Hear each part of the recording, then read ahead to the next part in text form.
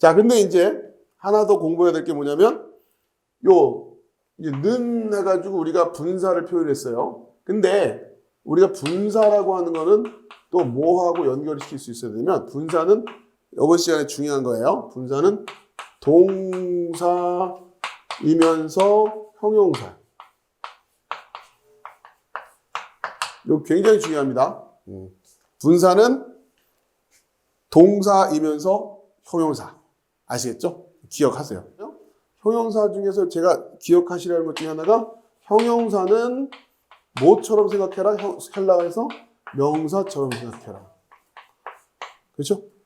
형용사는 명사처럼 생각해라. 그렇죠? 그러니까 분사는 동사이면서 형용사 성격을 가지고 있기 때문에 간단히 말해서 분사가 형용사이기 때문에 명사 같은 느낌으로도 쓰인단 말이에요. 그렇죠? 그러니까 소리치는이면 이걸 명사처럼 이해하면 뭐가 된다는 얘기예요? 소리치는 사랑. 어려움이 옆에다 아무튼 저희 아내 보니까 저희 책상 옆에 딱 붙여서 고등학교 공부하듯이 붙여놓고 이렇게 딱 표를 붙여놨더라고요. 오며 가며 자꾸 하시라고요. 그 말이 그 말 아닌가요가 아니라는 거예요. 제가 말씀드린 거는 그 말이 그 말이 아닌가요가 훈련이 안 돼 있을 때 섣불리 여러분의 생각을 신학적으로 자꾸 정리하지 마시라. 아시겠죠? 그러니까 이런 훈련이 안 돼 있는데 내가 뭔가 신학적으로 정리를 하고 자기 나름대로 그걸 가지고 판단을 하고 있고 이게 굉장히 위험하다는 거예요. 아시겠죠? 이런 훈련이 돼야 된단 말이에요. 굉장히 중요하다. 그리고 나서 뭐라도 좀 분별을 하려면 그전에는 계속해서 무슨 훈련을 하시라는 거예요. 서로 사랑하는 훈련을 하시라고 먼저 서로 사랑하는 훈련을 하면서 서로 사랑하는 훈련을 해가면서 이런 걸 배우는 거예요. 근데 그 훈련이 안 돼 있고 이거부터 배우면 어떤 일이 생겨요? 이거 모르는 사람 또 무시한다고요. 교회는 그런 게 아니잖아요. 그렇죠? 그러자고 배우는 게 아니잖아요. 지금 모르는 사람들 무시하자고 배우는 게 아니잖아요. 보다 더 정확하게 알려고 배우는 거지. 근데 자꾸 이제 그렇게 되면 곤란하다. 그러면 이제 내가 뭘 아느냐 모르냐 할 때 God is love와 love is God의 차이를 압니까? 이거를 어떻게 이 헬라어 문장을 이거로 번역하냐 그게 중요한 게 아니라고요. 그게 중요한 게 아니라 아까 똑같은 오전에 말씀드렸듯이 1번으로 번역할까 2번으로 번역할까 중요한 게 아니라 그렇죠? 1번이든 2번 둘 중에 하나겠지요. 그렇죠? 1번이 됐든 2번이 됐든 둘 중에 하나겠죠. 그러니까 둘 중에 하나가 맞으니까 내가 맞다 네가 맞다 뭐가 맞는지 정확히 알 수 없지만 이거가 중요한 게 아니라 이렇게 번역하는 사람과 이렇게 번역하는 사람이 어떻게 하나가 될 거냐. 그렇죠? 물론 차이가 있어요. 분명히 이 메시지와 이 메시지가 차이가 있다. 그러니까 예를 들면 이런 거죠. 하나님은 사랑이시다 할 때는 이 사랑은 하나님의 하나의 속성으로 표현되고 있는 거죠. 하나님은 사랑이시다. 근데 사랑은 하나님이다 그러면 사랑이 있는 곳이 그냥 하나님이 다 계신 것이 됩니다. 이건 좀 우리 기독교 성경 해석하는 데서는 아래쪽으로 이해하는 건 곤란하단 말이에요. 그냥 사랑하는 게 하나님인 거야. 결국은 이렇게 되면 곤란하단 말이에요. 그렇죠? 하나님으로부터의 사랑을 우리가 고민하는 거지 우리가 생각하는 인간들이 이건 사랑이니까 하나님은 사랑이 넘치는 곳에는 하나님이 계신다. 이렇게 오해하면 곤란하다는 거예요. 그럼 이제 위의 문장을 어떻게 이해할 거냐? 그렇죠? 어떤 요소에서 어떤 문법에서 문제가 되는 거예요? 둘 다 주격이 쓰인단 말이에요. 주격. 근데 여기는 주어고 서술어고 주어고 서술어란 말이에요. 그렇죠? 근데 그 말이 그 말 아닌가? 그러니까 A는 B다와 B는 A다가 같은 말이 아닌 겁니다. 아시겠죠? 자, 이런 데서 이제 문제가 생긴 이유가 뭐냐? 헬라어가 뭐가 없기 때문에 서술격이 없어요. 다 주격을 써요. 그러니까 이제 여기서 오는 한계예요. 자, 그럼 이제 우리가 이거를 열심히 뭐가 맞을지 고민해 가야 되는데 이런 대목에 와서 어쨌든 나뉘어질 수밖에 없지 않냐. 그렇죠? 그랬을 때 어떻게 하는 것이 맞는 거냐. 뭐가 맞느냐라고 서로 막 이렇게 우기는 거에 앞서서 하나됨을 놓치면 곤란하다. 그걸 잘 이해하시기 바랍니다. 자. 자, 그 다음에 관사, 영어의 더에 해당되는 거, 그렇죠? 영어의 더에 해당되는 관사는 어떤 기능이냐면, 관사 플러스 뭐, 이렇게 있으면, 그렇죠? 뒤에 막 있으면, 이 전체를 하나의 관념으로 표현할 때, 어쩌고저쩌고, 왜 그거 있잖아, 이렇게. 여러분 뭐라고 설명하기 좀 애매하고 막 풀어서 설명할 때 있죠. 왜 그거 있잖아. 왜 이런 거. 그럴 때 이렇게 이러한 거 옆에다가 관사 하나 딱 써놓으면 이러한 그거 이런 느낌이 드는 거예요. 여기에 이제 남성 명사에 해당되는 관사가 오면 이러한 사람이란 의미가 있고, 여성 명사면 이러이러한 여자라는 느낌이 있고, 여기에 중성 명사가 오면은 마찬가지예요. 이러이러한 관념을 하는 관념. 아시겠죠? 그렇게 이해하시면 된단 말이에요. 형용사랑 똑같죠. 형용사랑 느낌이 그렇죠. 자, 이것도 굉장히 중요한, 여러분이 헬라어 해석하는 데서 가지고 계셔야 될 중요한 감각 중에 하나다. 지금 말씀드린 거 하나하나가 굉장히 중요한 거예요. 이런 거. 그 다음에 오늘 배운 게 분사죠. 그렇죠? 분사를 배웠는데, 분사는 동사의 성격과 형용사의 성격을 함께 가지고 있으니까, 특히 형용사의 성격이 요거 그렇죠? 요게 같이 이어지는 거예요. 그러니까 형용사는 착한 하고 끝나면 어떻게 되는 거예요? 착한 하면 착한 사람, 요런 느낌이 되는 거죠. 근데 그러니까 분사는 뛰어가고 있는 하고 끝나버리면 어떻게 되는 거예요? 뛰어가고 있는 사람, 이런 느낌까지도 표현할 수 있는 표현이 된다라고 하는 겁니다.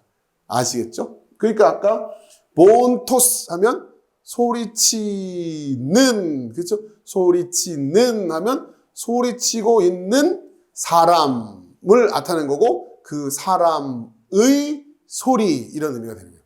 그렇죠? 이게 되게 중요한 거예요.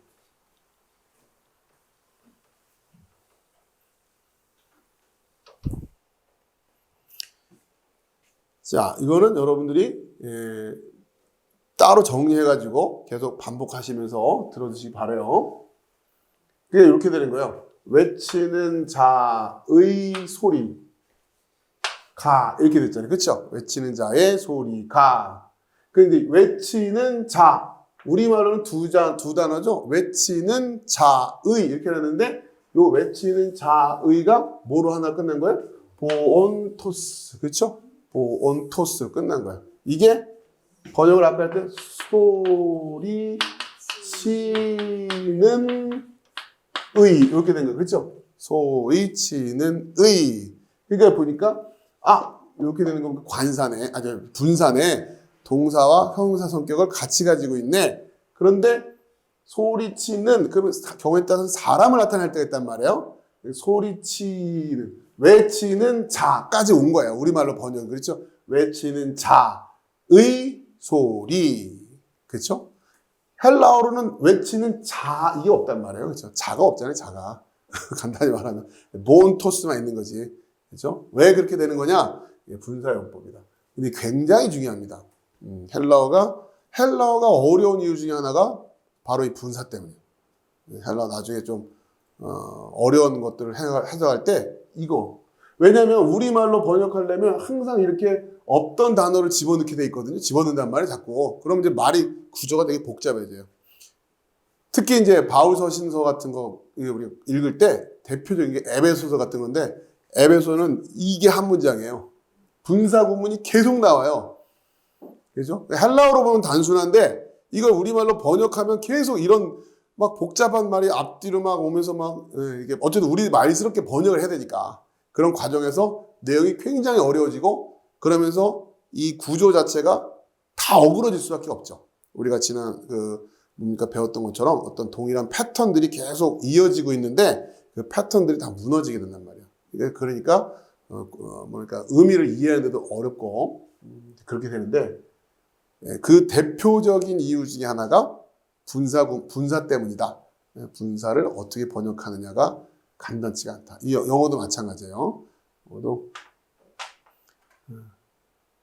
그러니까 예를 들면 이거를 광야에 외치는 자의 소리, 이거를 영어로 번역하면은 어쩔 수 없이 뭐 관계대명사라든가 이걸 가지고 써야 되니까 뭐 말이 길어지는 거죠. 말이 길어지는 거죠.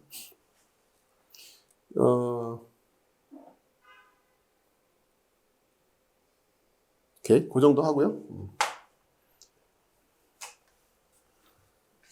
자, 폰의 몬토스. 자, 그 다음에 이어지는 단어가 n이죠. n은 어디 안에. 그러니까 전치사는 그냥 n 있을 때 안에 이 정도로 번역하면 돼요. 안에, 그죠? 안에. 태, 이건 관사 나왔네요. 관사 맞죠? 태는 어떻게? 그 다음에 네이티브니까, 그렇죠? 역격이니까 그렇죠? 그렇죠? 그 다음에 에레모는 이건 뭐예요? 광야. 여러분 또 뜻은 또 여러 가지 있을 수 있는데 그냥 여러분이 그냥 지금은 이 연습하는 거니까 광야에, 그렇죠? 그렇죠? 그러니까 엔테 에레모 하면 그 광야에, 그렇죠? 그 광야에. 그러니까 그 광야 안에서 외치고 있는 자의 소리가, 그렇죠? 이런 느낌인 거죠. 폰에 몬토스 엔테 에레모. 여러분 하다 보면 헬라어가 더 외우기 쉬워져요. 맘먹고 안 외워서 그렇지.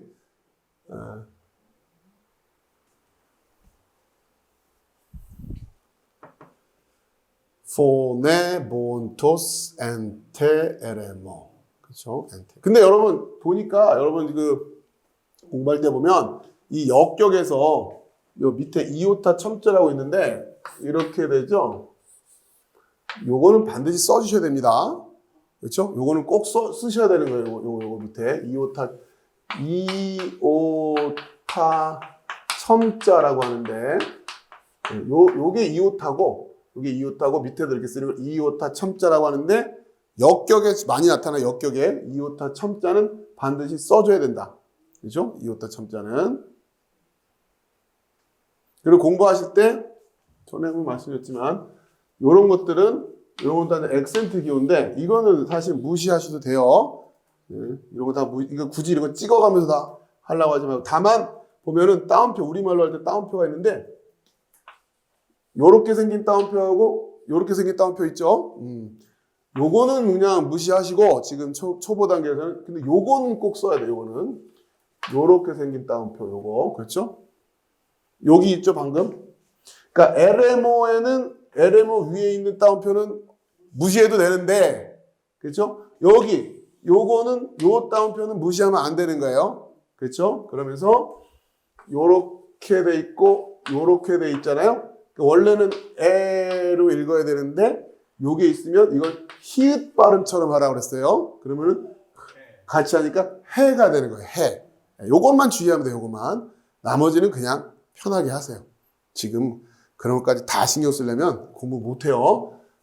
큰 뭐가 없으니까 이렇게만 익히시고 점점점 공부하시면서 세련되게 다듬어 가시면 됩니다. 지금은 몰라도 된다. 아시겠죠?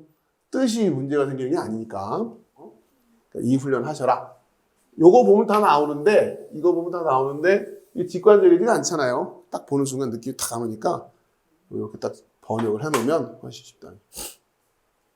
그러니까 너희가 준비했다라.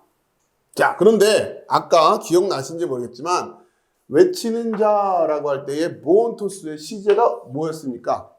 현재였어요, 현재. 아시겠죠? 이건 현재 분사였어요. 그 다음에 여기는 부정과거 명령법이에요. 그렇죠? 부정과거. 그러니까 외치는 건 어떻게 외치고 있어요? 현재 시제로 외치고 있고, 주 얘기를 준비하라 할 때 이 준비는 부정과거 명령법이에요. 아시겠죠? 부정과거 명령법.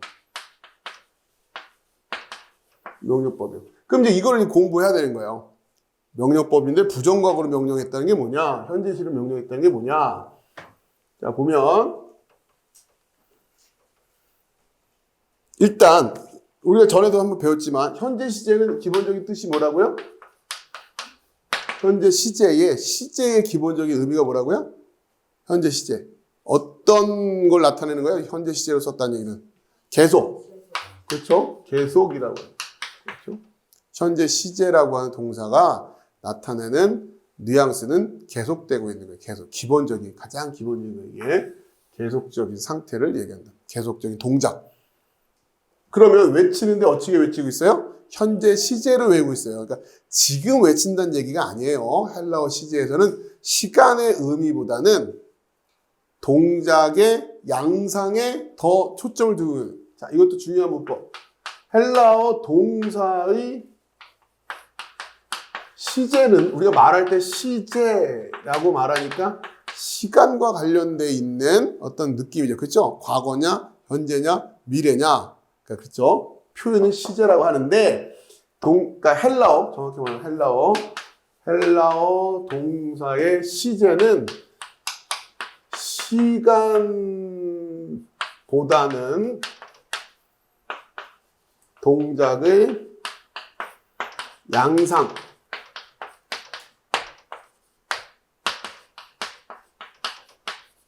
동작의 양상에 더 초점을 두고 있다. 어떤 식으로 동작하느냐라는 거예요. 아시겠죠? 헬라어 시제는 언제 그 동작이 일어났느냐에 초점을 두는 게 아니라 그거보다는 물론 경우에 그런 의미도 있지만 초점 자체가 언제, 그러니까 시간적인 관점에서의 의미가 중요한 게 아니라 어디에 더 초점을 둔다?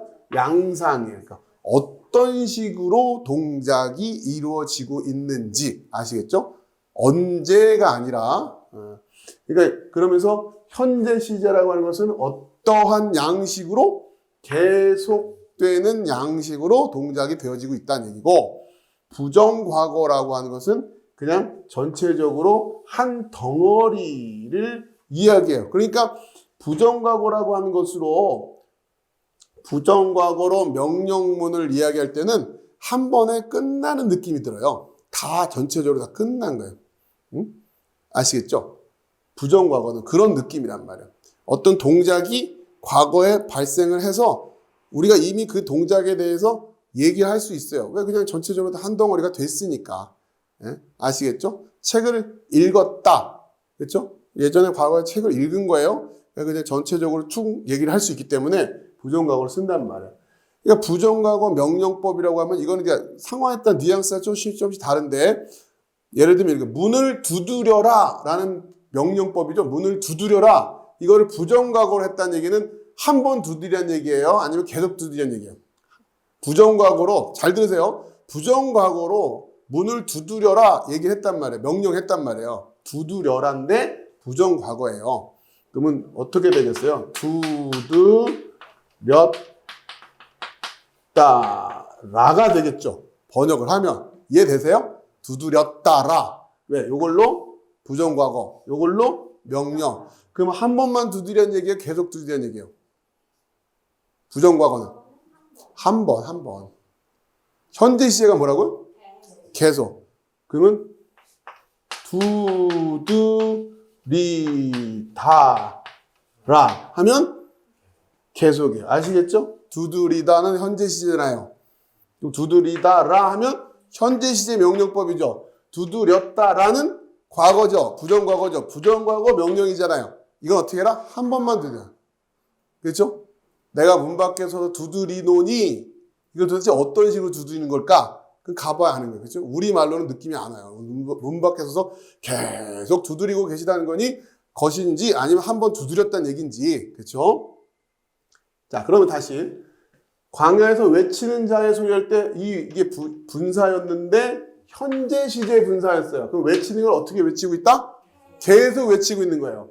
주의 길을 준비하라는 부정과거예요. 한 번에 다 끝내라는 거예요? 아니면 계속 준비하라는 거예요?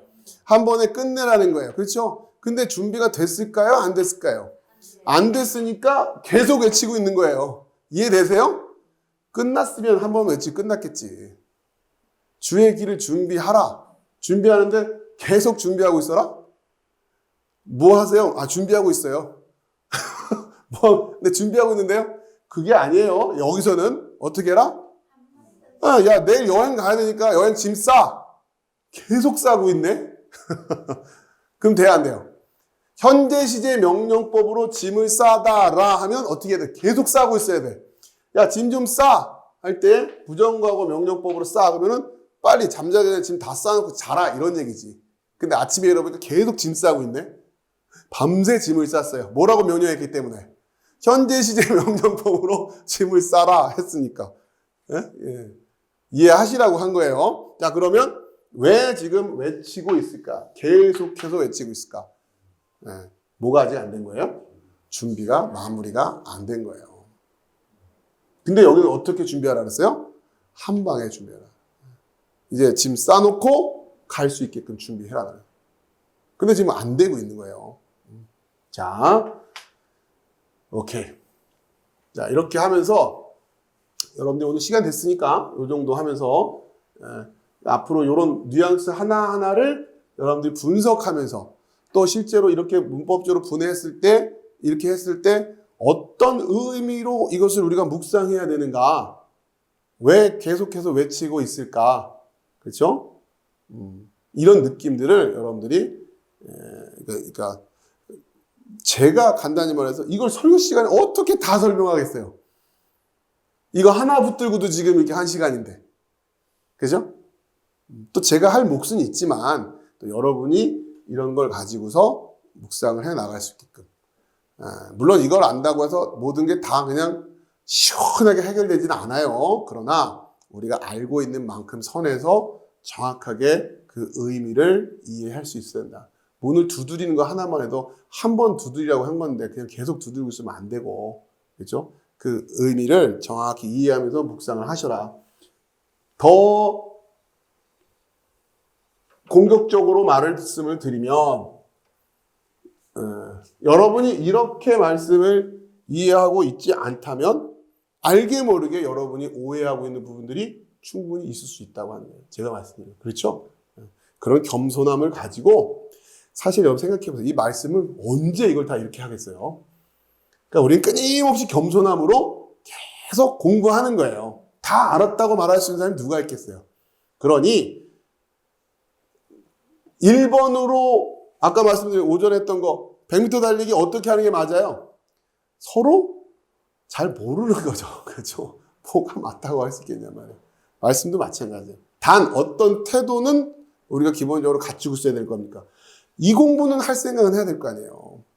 끊임없이 이 공부도 안 하면서 뭘 알았다고 판단을 하고 있냐고.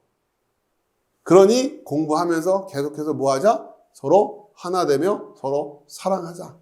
그거 놓치지 말고 그 얘기를 제가 말씀드린 거고, 여러분 안에서 계속해서 우리가 뭐 어려운 신학 공부도 하고 이런 공부하는 이유가 뭐냐? 결국 학자들이 모여서 안다고 막 하는 것도 들여다보니까 그 안에도 뭐 서로 생각들 다 뭐가 맞네 틀리네 그러고 있고, 사실 또 보면 뭐가 맞는지 정확하게 말하기도 어려운 부분도 있고, 그런데 그걸 가지고 이단이네 아니네 해가면 너무 섣불리, 그렇죠? 너무 섣불리 그렇게 상대방을 정죄하고 또 스스로에 대해서 막 이건 곤란하다.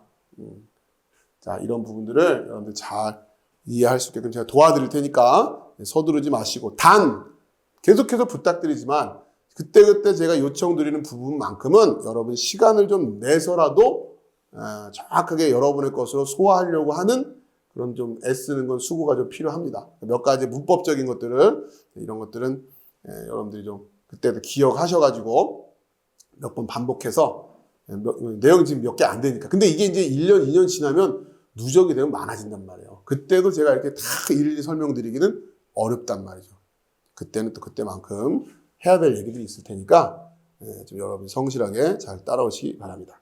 자, 이렇게 해서 오늘 말씀 마무리하고요. 오전 말씀과 더불어서 같이 잠깐 이야기 나누는 시간을 갖도록 하겠습니다.